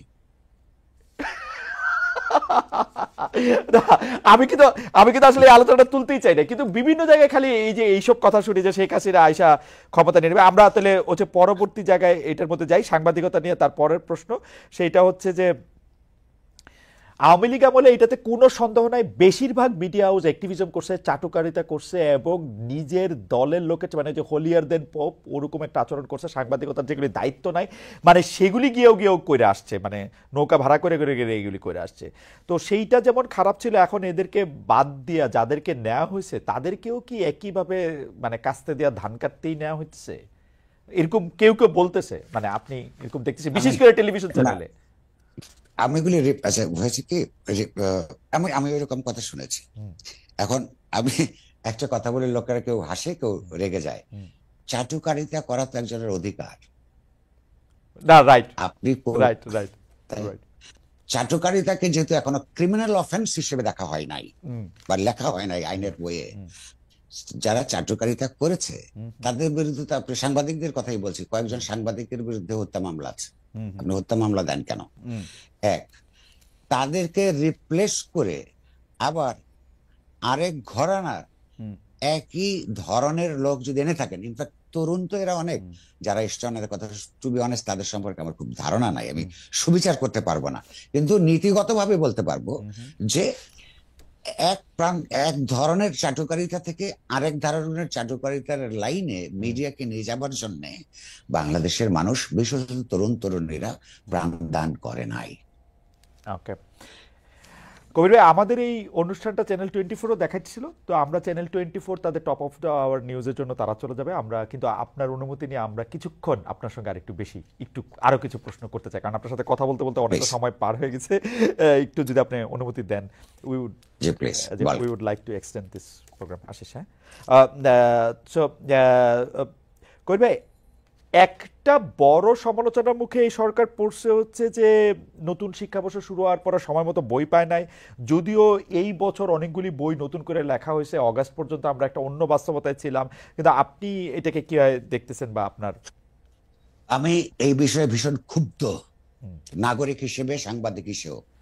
প্রথম কথা হচ্ছে, একটা কমিটি তৈরি করা হলো বইয়ের ব্যাপার, বইগুলি দেখবার ব্যাপারে। সেখানে সেই কমিটিতে বাংলাদেশের দুজন অত্যন্ত সম্মানিত অধ্যাপক সদস্য, যাদের গণতন্ত্রের প্রতি, বস্তুনিষ্ঠ ইতিহাস চর্চার প্রতি কমিটমেন্ট প্রশ্নাতীত, তাদেরকে জামাত ইসলামী এবং অপরাপর কয়েকটা সংগঠনের দাবির মুখে সেখান থেকে, কমিটি থেকে বাদ দেওয়া হলো। আচ্ছা, এই সরকারের উত্থানের মধ্য দিয়ে আমরা একটা জিনিস লক্ষ্য করছি, বিশেষত শিক্ষাঙ্গনগুলোতে এবং শিক্ষার পাঠ্যক্রম নির্ধারণ করবার ক্ষেত্রে যে নীতিমালা চলছে, আপনার নীতিমালা কার্যকর করা হচ্ছে, সেখানে এক ধরনের ডানপন্থার প্রভাব আমরা লক্ষ্য করি। দ্বিতীয়ত হচ্ছে, বইগুলিতে আমি সবগুলি এখনো পর্যন্ত পড়িনি, 2-3টা এনেছি, গতকাল রাতে পড়া শুরু করেছি। ইতিহাস লিখবার ক্ষেত্রেও বা পুনর্লিখনের ক্ষেত্রেও আপনার এই যে পদ্ধতিতে করা হচ্ছে এবং যে সমস্ত টেক্সট কয়েকটা চোখে পড়েছে, এগুলো সব ঠিক নেই। একটা জিনিস হচ্ছে, আমি একটা অনেকের গালি খাওয়ার ব্যবস্থা করছি নিজের বিরুদ্ধে, কিন্তু আমি জানি, কিন্তু আমাকে এটা বলতে হবে। যেমন ধরুন, বাংলাদেশের যে স্বায়ত্তশাসন এবং স্বাধীনতার সংগ্রাম, এটা দীর্ঘ। আচ্ছা, এটা শুধুমাত্র পাকিস্তানের জমানার না, বাংলাদেশে পূর্ব বাংলার কৃষকের রাজনৈতিক অর্থনৈতিক মুক্তির প্রশ্নটা ফজলুল হক এনেছেন প্রথম, সবচেয়ে বড় করে। অন্যরাও এনেছেন, যেটা কিন্তু জনপ্রিয় মুখ হিসেবে তাদের বিরাট ভূমিকা ছিল। সারওয়ারদের বহুত বিতর্কিত ভূমিকা ছিল, কিন্তু কিছু কিছু ক্ষেত্রে উনি ইতিবাচক ভূমিকা পালন করেছেন। মৌলানা ভাসানী আজীবন আপনার মানুষের জন্য, গণতন্ত্রের লড়াই করেছেন। এগুলি সব সত্য এবং তাদেরকে তাদের ডিউ মর্যাদা দিতে হবে। কিন্তু শেখ মুজিবুর রহমান বাংলাদেশের ইতিহাসের সর্বশেষ পর্যায়ে স্তরে, স্বাধীনতা সংগ্রাম পর্যন্ত, স্বাধীনতা যুদ্ধে লিপ্ত হওয়ার আগ পর্যন্ত, তার একটা ওই সময়ের কারণে হলেও একটা অনন্য ভূমিকা ছিল। তার আপনার স্বাধীনতোত্তর বাংলাদেশে তার যে প্রশাসন পরিচালনা, বাকশালীকরণ, স্বাধীন গণতন্ত্রের যে অধিকার হরণ, এগুলি সব সত্য থাকা সত্ত্বেও সেটার জন্য তিনি সমালোচনা পাওয়ার যোগ্য। কিন্তু বাংলাদেশের স্বাধীনতার সংগ্রামকে শেষ পর্বের তিনি, চূড়ান্ত পর্বের তিনি অবিসম্বাদীয় নেতা। সেই ভূমিকাটা ঠিক সেইভাবে যদি আমরা ছাত্রছাত্রীদেরকে না পড়াই, আপনার নিন্দা যেমনটা প্রাপ্য হলে তাকে দিতে হবে, সেইটা যদি আবার তার প্রশংসার জায়গা যদি আমরা না রাখি, সেটাও কিন্তু আরেক ধরনের ইতিহাস বিকৃতিকরণ। এইগুলো কিন্তু আমরা দেখতে পাচ্ছি। সবাইকে এক সময় নেতাও ছিলেন না, একরকম ভূমিকাও পালন করেননি, কারণ তার সেটা করার দরকারও পড়েনি। এই যে নতুন যে পাঠ্যক্রম, তার মধ্যে ইতিমধ্যে এসব লক্ষণ দেখছি। তার যারা এগুলি লিখেছেন, তারা নিজেরাই কদ্দুর ইতিহাস চর্চা করেছেন আমি খুব নিশ্চিত নই, কিন্তু ওইখানে ওয়াহিদুদ্দিন মাহমুদের মতন একজন শ্রদ্ধাভাজন লোক যেটার দায়িত্বে, তার নেতৃত্বে এই ধরনের কর্মকাণ্ড মোটেও আপনার কাম্য নয়, এটা আমি বলতে পারি। করবে আমার মনে হয় যে এত এত এত কম্প্রিহেন্সিভ ভাবে আর কে বলতে পারবে এরকম কথা? দর্শকরা দর্শকের মতো নিবেন, গালি খাবেন কিনা তা জানি না। আবার একটু পলিটিক্সে আসতে হচ্ছে করবে। এতদিন পর্যন্ত বিএনপি ইলেকশনের টাইম নিয়ে একটা কোনো টাইম ফ্রেম বলতেছিল না। তারা শুধু বলতেছিল যে আমরা একটা যৌক্তিক সময় দিতে চাই। যৌক্তিক সময়টা কি সেটা আমি মির্জা ফখরুল ইসলাম আলমগীর পর্যন্ত পৌঁছাতে পারছিলাম, তার মুখ থেকে আমি এটা বুঝতে পারি না যে যৌক্তিক সময়টাকে। আমি স্পেসিফিক বলছিলাম মার্চ, এপ্রিল, মে, জুন, জুলাই, আগস্ট, সেপ্টেম্বর, তারা কিন্তু কোনো সময় কিছু বলে না। এখন যখন প্রফেসর ইউনূস একদম স্পেসিফিকলি বলছেন যে 2025-এর শেষ থেকে বড়জোর 2026-এর অর্ধ তারিখ, মানে মানে শেষ হওয়ার অর্ধেক পর্যন্ত এর মধ্যে থেকে ইলেকশন হবে, তখন হঠাৎ করে আমি এটা আজকে দেখলাম যে 2025 সালের মাঝামাঝিতেই বিএনপি নির্বাচন চায়। এটা কেমন? এবং এবং এই জুন জুলাই মাসে বাংলাদেশে কোনো সময় ইলেকশন হয় না, এটা প্র্যাকটিক্যাল না। সামনে রমজান আছে, বর্ষা আসবে, এইটা কি চাপ রাখার জন্য না? মানে আপনার কাছে এটা মানে কি মনে হচ্ছে? এটা এটা সংশ্লিষ্ট সকল পক্ষের কাছে এটা পরিষ্কার। সেটা হচ্ছে যে এই প্রশ্নটা আমি করেছিলাম অধ্যাপক ইউনূসকে, যে ওনারা এটা বলছে, আপনার কি ধারণা? বলছে চাপ রাখছে। আমি যে চাপ যে রাখছে, তো সেইটা আপনারা তো বুঝে ফেলেছেন। বলে হ্যাঁ, আমরা তো বুঝি। হ্যাঁ, এইটা এইটা হলো একটা দিক। আমার মনে হয় চাপ রাখার জন্যই করছে, বাট সম্ভবত সাম্প্রতিককালে এটার জন্য একটা নতুন ফ্যাক্টর তৈরি হয়েছে। সেটা হচ্ছে আপনার ছাত্রদের বলতে, এই যে ছাত্ররা যারা পার্টি করছেন তাদের দিক থেকে তাদের আচার আচরণের একটা প্রতিক্রিয়াও এটা হতে পারে। কারণ হচ্ছে যে ওই যে আমি আগেই বলছি যে কালেকটিভ কনসিয়াসনেস মানুষের, ওরা ভুল করে না। ছাত্ররা যে আগে সংস্কার পরে নির্বাচন, এরকম একটা, আবার এটা আগে নির্বাচন পরে সংস্কার, এরকম একটা জায়গার মধ্যে যে চলে যাচ্ছে সাংঘর্ষিক, এইটার উভয় পক্ষের কিন্তু ক্ষমতায় যাবার বা ক্ষমতার কাছাকাছি যাবার একটা প্রণোদনা থেকে হচ্ছে, যতটা না আপনার এটার মধ্যে আন্তরিকতা বা কমিটমেন্টের ব্যাপার আছে। ছাত্রদের সময় দরকার, কারণ তারা সবেমাত্র পার্টি ঘোষণা করবে, ম্যানিফেস্টো লেখা হয় নাই, কর্মসূচি কি বলা হয় নাই, ডিক্লারেশনে কি লিখেছেন আমরা জানি না। তো তাদের পার্টি করতে হবে, পার্টি সম্প্রসারিত হতে হবে, পয়সা জোগাড় করতে হবে, ক্যান্ডিডেট সেট করতে হবে, তারপর নির্বাচন করতে হবে একটা বড় প্রতিষ্ঠিত দলের সঙ্গে। তাদের সময় দরকার। ফলে এইটার মধ্যে অঙ্গীকার যেমন আছে, অবশ্যই অঙ্গীকার আছে তাদের সংস্কারের প্রতি, কিন্তু রাজনৈতিক ভেদ বুদ্ধিও আছে।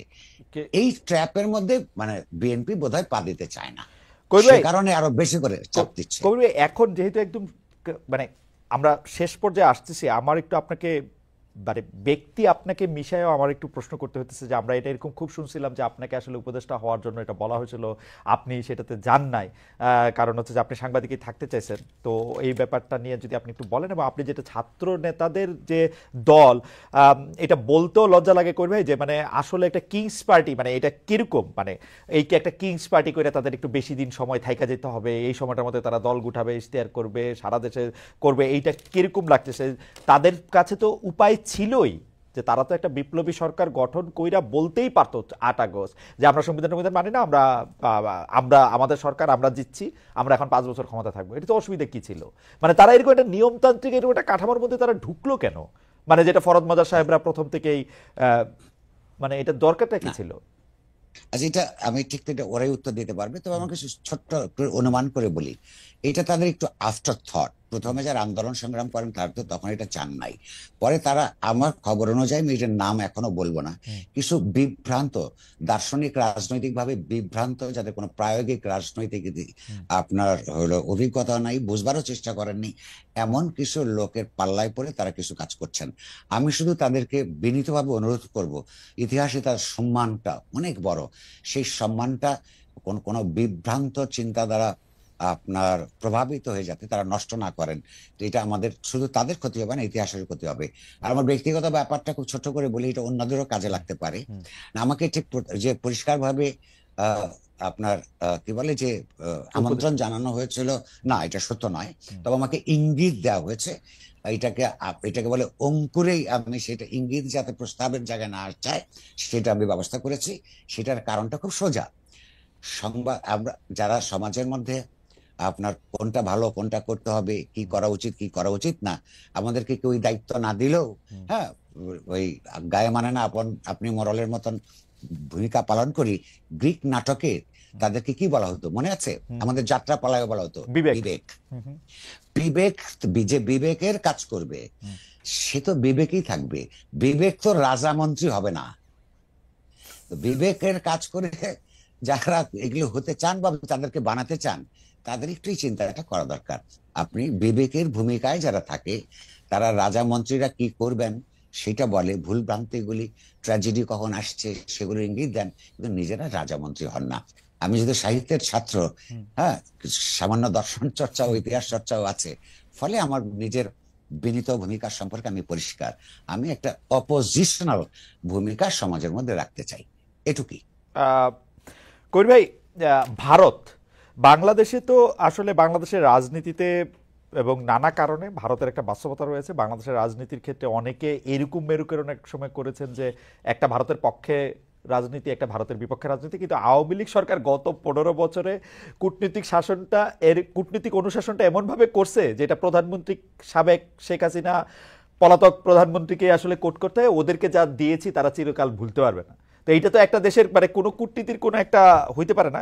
কিন্তু তারপরেও আমরা গতকাল ভারতের সেনাপ্রধানকে বলতে শুনছি সার্বিক সম্পর্ক স্বাভাবিক হবে বাংলাদেশে নির্বাচিত সরকার এলে। গত মানে এইটাকে আপনি আসলে কিভাবে দেখেন? নির্বাচিত সরকার এলে তো স্বাভাবিক হবে সেটা বলছেন।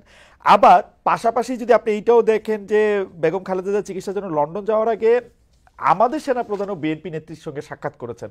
মানে এইটাও একটা আনপ্রেসিডেন্টেড ঘটনা, কারণ মানে একজন রাজনৈতিক দলের নেত্রীর সঙ্গে একজন সার্ভিং সেনাপ্রধান গিয়ে সাক্ষাৎ করে আসবেন, এরকম আমরা আসলে কখনো শুনি নাই। দুইটা ব্যাপারটাকে আপনি আসলে এবং রাজনীতি এটা দিয়ে আপনি আসলে প্রথমত হচ্ছে ভারতকে বা বাংলাদেশকে, যে কোনো দেশকে ফর দ্যাট ম্যাটার, আমি ভেঙে ভেঙে দেখি। ভারত বলতে একটা ভারত না। ধরুন ভারতের শাসক শ্রেণী, ভারতের হিন্দুত্ববাদী বিজেপি, ভারতের ওই ছদ্ম হিন্দুত্ববাদী কংগ্রেস, ভারতের কমিউনিস্ট পার্টি, ভারতের জনগণ, ভারতের সিভিল সোসাইটি, এগুলি না প্রত্যেকটাই আলাদা আলাদা জিনিস। তো ভারতের সঙ্গে যেমন আমাদের যে গয়রহ যে ভারতকে ভারতের সঙ্গে যুদ্ধ ঘোষণা করতে হবে, এইরকম কোনো কিছুতে আমি বিশ্বাস করি না। কারণ একটা আমরা কমিউনিটি অফ স্টেটস এর মধ্যে বসবাস করি। আমাদের দরকার আমরা একটা সশস্ত্র রক্তাক্ত স্বাধীনতা সংগ্রামের মধ্যে দিয়ে উত্থিত একটা রাষ্ট্র, তার মর্যাদা বোধ নিয়ে আপন স্বাধীনভাবে সিদ্ধান্ত নিয়ে আমরা এগোতে চাই। সেইখানে ভারতের যে শাসক শ্রেণী আমাদের বিরোধিতা করে, ভারতের সাম্প্রদায়িক শক্তি বিরোধিতা করে, আমাদের জন্য নানা পথের মধ্যে কাঁটা বিছিয়ে দেয়, তাদের বিরুদ্ধে আমাদের সংগ্রাম করতে হবে। সঙ্গে ওই যে ভারতে বহু ভদ্রলোক আছে, বহু চিন্তাশীল মানুষ আছে। শত্রুদের যেমন আন্তর্জাতিক সংগঠন থাকে, মিত্রদেরও আন্তর্জাতিক সংগঠন তৈরি করা, এই যে জিনিসগুলো তাদের সরকারের অন্যায়ের বিরুদ্ধে তাদের মধ্যেকার মননশীল মানুষদের দিয়ে সংগ্রাম করানোর ব্যবস্থা করার জন্য সংহতি গড়ে তোলা, এগুলো জরুরি। আর বিশেষভাবে ভারতের পশ্চিম বাংলা আর পুরো ভারত কিন্তু এক নয় যখন এটা বাংলাদেশ প্রশ্ন আসে। আপনার মনে আছে যে আনন্দবাজার পত্রিকা ফজলুল হককে সম্পর্কে বাজে কথা লিখতেই থাকতো। তো একদিন তাকে জিজ্ঞাসা করছে সেই যুগে, আপনার 30-এর দশকের দ্বিতীয় ভাগে, যে তখন উনি উত্তর দিয়েছিলেন, তখন আনন্দবাজার ছিল, তখন হ্যাঁ হ্যাঁ, যে আনন্দবাজার যদি আমার পক্ষে কিছু লেখে তাহলে বুঝবা যে আমি কোন বাংলাদেশের গরিব মানুষের, গরিব মুসলমানদের, কৃষকদের বিরুদ্ধে চলে গেছি, পক্ষে লিখলে আমাকে সন্দেহ করবা। তো এইটার একটা ঐতিহাসিক পশ্চাৎপটও আছে, ছোট্ট করে আমি বলতে চাই। এটা তাদের দিক থেকে ন্যায্য, কারণ ওরা রিকনসাইল করতে পারে না। এই দেশে যারা জমিদার ছিল, এই জমিদাররা ছিল ব্রিটিশ ইস্ট ইন্ডিয়া কোম্পানির কর্মকর্তা, ওইখান থেকে ঘুষ নিয়ে টাকা অর্জন করে জমিদারি কিনে কলকাতায় বসবাস করত। আর পূর্ব বাংলার যে কৃষক, হিন্দু মুসলমান নির্বিশেষে, কিন্তু মনে রাখবেন শিডিউল কাস্টরা 1946 সালে আপনার এই যে কি বলে যে মুসলিম লীগের পক্ষে ভোট দিয়েছিল, কংগ্রেসকে কিন্তু ভোট দেয় নাই। শিডিউল কাস্ট তফসিলি ফেডারেশন, তাদের মধ্যে কিন্তু ইয়ে হয়েছিল, আপনার একটা ভোটের ঐক্য হয়েছিল। তো এরা এই যে পশ্চাৎপদ চাষা ভূষা বাংলার কৃষকরা একটা স্বাধীন দেশ তৈরি করে ফেললো, এবং তারা যে কলকাতার সঙ্গে আর ঢাকার তুলনা করতে পারে না, হ্যাঁ, ঢাকার সঙ্গে দিল্লির তুলনা তুলনা করতে হয়, হয়, রাইট। এইটা পশ্চিম বাংলার এখনকার দিল্লির নির্যাতনে নিপীড়িত, যাদের নিজস্ব কোনো আর মেরুদণ্ড সোজা নাই, তারা এটা সহ্য করতে পারে না। Absolutely. সারাক্ষণ ধরে বাংলাদেশের বিরুদ্ধে অসত্য কথা প্রচার করতে থাকে। কিন্তু ভারতের বহু জায়গায় বাংলাদেশ সম্পর্কে ইতিবাচক ধারণা আছে, তাদেরকে আরো বেশি আমাদের সম্পর্কে জানাতে হবে, এবং তাদের বন্ধুত্ব, ভারতীয় শাসক শ্রেণীর সাম্প্রদায়িক শ্রেণীর বিরুদ্ধে তাদের সঙ্গে আমাদের বন্ধুত্ব কাজে লাগাতে হবে। কবির ভাই, আপনার বক্তব্য এতটাই সঠিক যে আমি যখন ডয়েচে বাংলায় কাজ করতাম, পশ্চিমবঙ্গ আসলে বাংলা ভাষা যেহেতু সেটা এর মধ্যে ছিল, আমি কিন্তু যেসব মিডিয়াগুলি এখন বেশি অসত্য কথা ছড়িয়েছে তাদের পশ্চিমবঙ্গের সাধারণ মানুষের মধ্যেও গ্রহণযোগ্যতা প্রায় শূন্যের কোঠায় নাই বললে চলে। তাদের মধ্যে কিন্তু আসলে তারা একটা প্রপাগান্ডা মেশিন হিসেবেই কিন্তু তারা পরিচিত, আসলে খুব যে গুরুত্ব দেওয়ার কিছু আছে তা না। আমাদের শেষ প্রশ্ন কবির ভাই, আমি জানি যে আপনার অনেক কাজ রয়েছে, আমি আর আপনাকে আটকাবো না, এটা শেষ প্রশ্ন, এবং এতে যদি আপনি আপনার বক্তব্য বলেন যে 3 বছর আগে প্রথম আলোকে দেওয়া এক সাক্ষাৎকারে 2022-এ দেওয়া নভেম্বর 6, আসলে 3 বছর হয় নাই, 2.5 বছরের মতো বা 2 বছর একটু বেশি, যে 10,000 টেলিভিশন বা পত্রপত্রিকা থাকলে, আপনাকে কোট করছি, এই পত্রপত্রিকা থাকলেই এখানে মানুষ গণতন্ত্র পরায়ণ চিন্তা প্রকাশের স্বাধীনতা নিশ্চিত হবে, এমন ভাবার কোনো কারণ নেই। এই 3 বছরে সংবাদপত্র এগুলির চেয়েও বেশি আমরা দেখেছি সোশ্যাল মিডিয়া, ইনফ্লুয়েন্সার, এরকম কিছু কিছু শব্দ আছে। আমি চিন্তা প্রকাশের স্বাধীনতার ক্ষেত্রে সোশ্যাল মিডিয়ার ভূমিকাটা আপনি আসলে কিভাবে দেখেন, এটাই আমার আসলে শেষ প্রশ্ন। ধন্যবাদ। আমি ওই কথাটা সম্ভবত বলেছিলাম, অনেক আগের কথা তো মনে নেই, কারণ তৎকালীন আওয়ামী লীগ সরকার বারবার বলতো দেশে যে আপনার সংবাদ মাধ্যমের স্বাধীনতা আছে, বাক স্বাধীনতা আছে, তারা বলতো যে এতগুলি টেলিভিশন দিয়েছে, এতগুলো শত পত্রপত্রিকা রাইট আছে। Right right. আমার ওই সব পরিপ্রেক্ষিতে সম্ভবত বলেছিলাম। এখন 10টা বা 10,000 টেলিভিশন দিয়ে যদি সরকারি প্রপাগান্ডা মেশিন হিসেবে সেগুলোকে ব্যবহার করা হয়, সেটা দিয়ে তো নির্ধারিত হয় না দেশে আপনার গণতান্ত্রিক বাক স্বাধীনতার ব্যবস্থা আছে কিনা।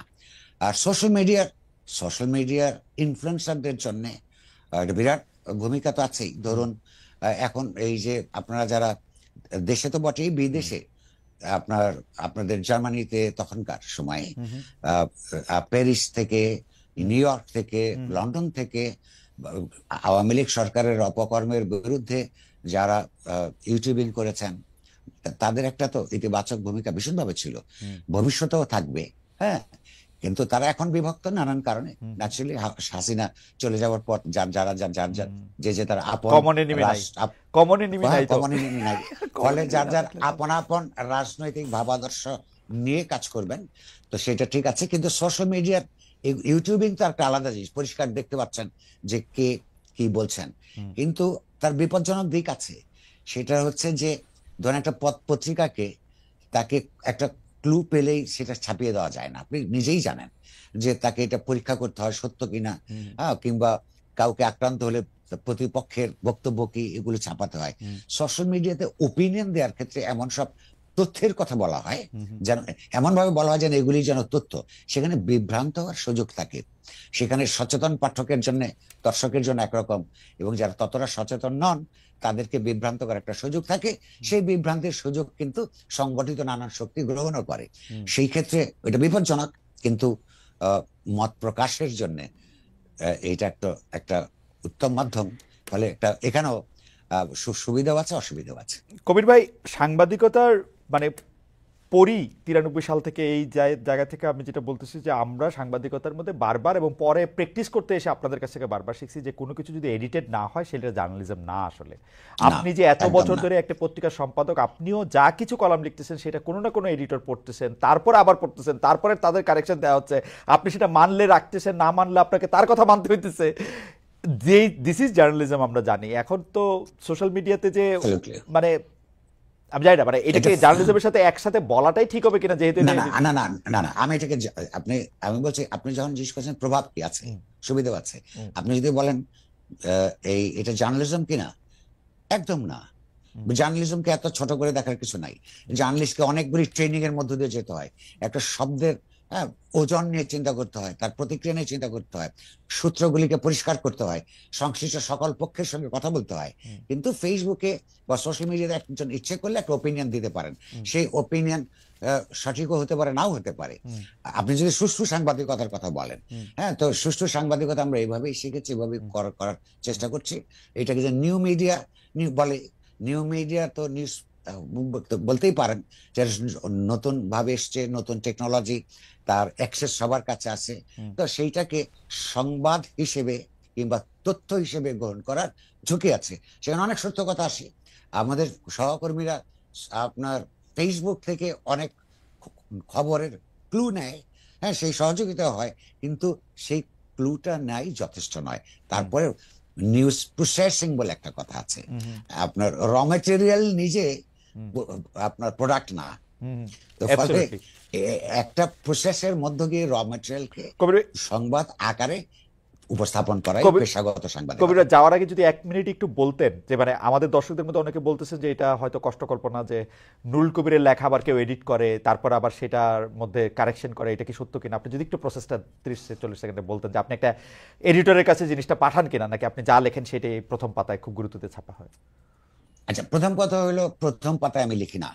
কারণ হচ্ছে, হ্যাঁ, কারণ হচ্ছে এডিটোরিয়াল পেজেস থাকে। এডিটর নিজে যদি এডিটোরিয়াল পেজে ছাড়া অন্য পেজে লেখে, তাহলে এডিটোরিয়াল পেজের গুরুত্ব থাকে না, এক। দ্বিতীয়ত হচ্ছে যে আমি দুই ভাষায় লিখি, বাংলা এবং ইংরেজিতে। ইংরেজিতে লেখার সময় আমার যে সহকর্মীরা আছেন, ওরা দেখতে চায় না, কিন্তু আমি জোর করে আমার অন্তত একজন ডেপুটি এডিটরকে ওইটা পড়তে বলি, দু কারণে। একটা হচ্ছে প্রত্যেকের স্লিপ হবে কিছু, আমি আমার থট এডিটিং করতে দিব না, কিন্তু ভাষা, তারপরে কমিউনিকেশনের জন্য বেটার ওয়ার্ড, এগুলো তো নিশ্চয়ই দেই। অথবা কোনো ডেট নাম্বার, হ্যাঁ হ্যাঁ হ্যাঁ, সেগুলি করি। বাংলা ভাষায় আমি যখন লিখি, এটা দেখার জন্য অন্য কোন লোক আপাতত আমার কাছে এই অফিসে নাই, সেই জন্য আমি অনেক দুঃখিত। কারোর কাছে হাত দিয়ে গেলে এটা আরো ভালো হতো। এবং পৃথিবীর যে কোনো লেখা, পৃথিবীর গ্রেটেস্ট রাইটাররাও এই যে আপনার তাদের লেখা এডিটিং এর মাধ্যমে হলে প্রকাশিত হয়, এবং সেইটাই উচিত। কবির, আপনাকে অনেক ধন্যবাদ। একটা লম্বা সময়ের আলাপে, আমাদের সাধারণত এটা অনুষ্ঠানটা 1 ঘন্টার থাকে, আজকে আমরা প্রডিউসারদেরকে বলে এটা 1 ঘন্টা 12 মিনিট পর্যন্ত আমরা একটা কথা বললাম। অনেক দর্শক আমাদেরকে দেখেছেন, অনেক আলোচনা, আপনার সাথে আলোচনায় অংশগ্রহণ করেছেন। সবগুলি আমি বারবার কমেন্ট দেখতেছিলাম, কিন্তু কমেন্ট দেখেও আসলে সবগুলি তুলে আনতে পারি নাই। তবে আপনার সাথে কথা বলা সবসময় আনন্দদায়ক, এবং আপনি আমাদের অনেকখানি সময় দিয়েছেন, সেজন্য আমাদের আন্তরিক কৃতজ্ঞতা।